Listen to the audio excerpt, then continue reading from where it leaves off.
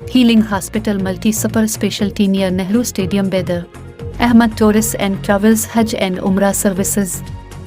आपकी खिदमत हमारी नज़र में किसी इबादत से कम नहीं, आपका एतमाद ही हमारी कामयाबी है। यूनाइटेड हॉस्पिटल सपना मल्टीप्लेक्स के करीब गंपा रोड बेदर। बहराइच सांप्रदायिक हिंसा की आग धीरे धीरे शांत हो रही थी कि पूरे केस में बुलडोजर की एंट्री हो गई।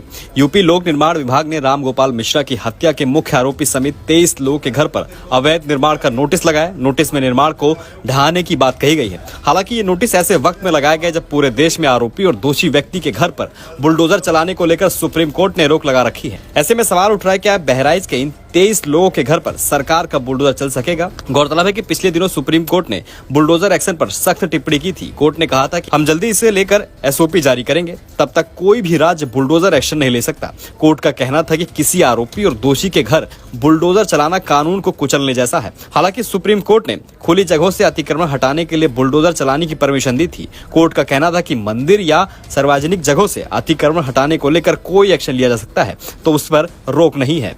वहीं यूपी सरकार ने बुलडोजर एक्शन के लिए नोटिस लगाया है। नोटिस में सिर्फ 3 दिन का समय लगा दिया गया है। हालांकि आपको बता दें कि नोटिस की अवधि पूरी होने के बाद मामला मजिस्ट्रेट के पास जाएगा, फिर तय होगा कि घर गिरेगा या नहीं। इसी बीच अगर कोर्ट हरकत में आती है तो हो सकता है कि विभाग अपना नोटिस वापस ले। बता दें कि बुलडोजर पर सुप्रीम कोर्ट का जो आदेश है वो भी अंतरिम है। कोर्ट कभी भी उस पर एसओपी जारी कर सकती है। बता दें कि अगर बुलडोजर चलता है तो और ये साबित होता है कि ये कोर्ट की अवमानना है तो यूपी सरकार पर मुकदमा चलाया जा सकता है। अवमानना के मामले में क्या सजा हो ये कोर्ट तय कर सकता है। प्रशासन लगातार से महाराजगंज हिंसा में जो लोग दोषी थे उन पर कार्रवाई कर रही है।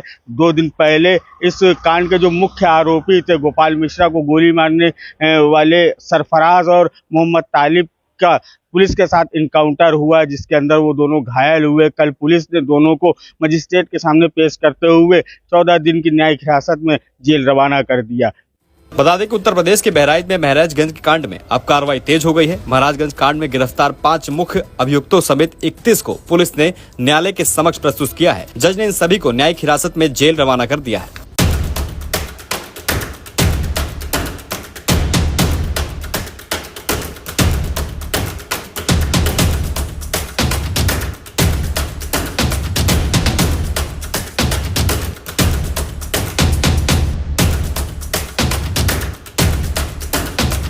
देश संविधान से चलेगा, कायदे कानून से चलेगा, रूल ऑफ लॉ से चलेगा।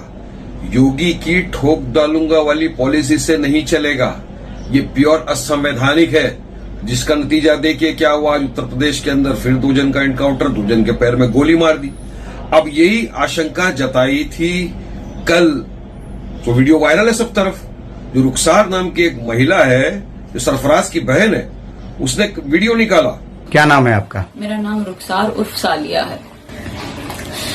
मैं बहराइच के वानागंज की रहने वाली हूँ। मेरा मायका महाराजगंज में है। रविवार को जो वहाँ दंगा हुआ है उसमें जिस आदमी की मृत्यु हुई है उसका इल्जाम मेरे पिता और मेरे भाइयों पे आया है। मेरे पिता का नाम अब्दुल हमीद और मेरे भाई का नाम सरफराज अहमद और मोहम्मद फहीम है। उस दंगे के बाद 14 तारीख को एसटीएफ की टीम मेरे घर पहुंची और वहां केवानागंज पहुंची मेरे ससुराल, और वहां मेरे घर की तलाशी ली। जब वहां कोई नहीं मिला तो वो लोग मेरे पति ओसामा और मेरे देवर शाहिद को लेके चले गए। उसके बाद से उन लोगों का कोई अता पता नहीं चल रहा है। कल 16 तारीख को जो है मुझे गांव से कुछ पता चला कि जो है कल 16 तारीख को गांव से मुझे खबर मिली कि धर्म कांटे के पास से मेरे पापा और मेरे भाइयों को अरेस्ट कर लिया गया है। उनके साथ 1 लोग और हैं। 4 लोगों को अरेस्ट किया गया है, लेकिन उनका भी कुछ पता नहीं है। न उनका कहीं कुछ दिखाया जा रहा है, किसी थाने में भी वो नहीं है, न कोई कप्तान कुछ बता रहे हैं, न मीडिया में कुछ पता चल रहा है। हमको डर है कि उनको फर्जी इनकाउंटर दिखा के उनकी हत्या कर दी जाएगी, और मेरे पति ओसामा और शाहिद को भी मेरे पति ओसामा और शाहिद की भी हत्या कर दी जाएगी। माननीय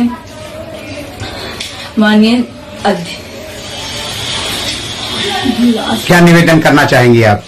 हम माननीय अध्यक्ष से निवेदन करना चाह रहे हैं, प्रधानमंत्री जी से, मुख्यमंत्री जी से निवेदन करना चाह रहे हैं कि हमको डर है कि उनकी हत्या कर दी जाएगी, इस वजह से उनकी सुरक्षा की अपील कर रही हूँ। उसमें उसने कहा है कि 4:30 बजे यूपी की एसटीएफ हमारे घर आई, वहां से मेरे पिता अब्दुल हामिद साहब को, मेरे भाई सरफराज को और फहीम को उठा के ले गई।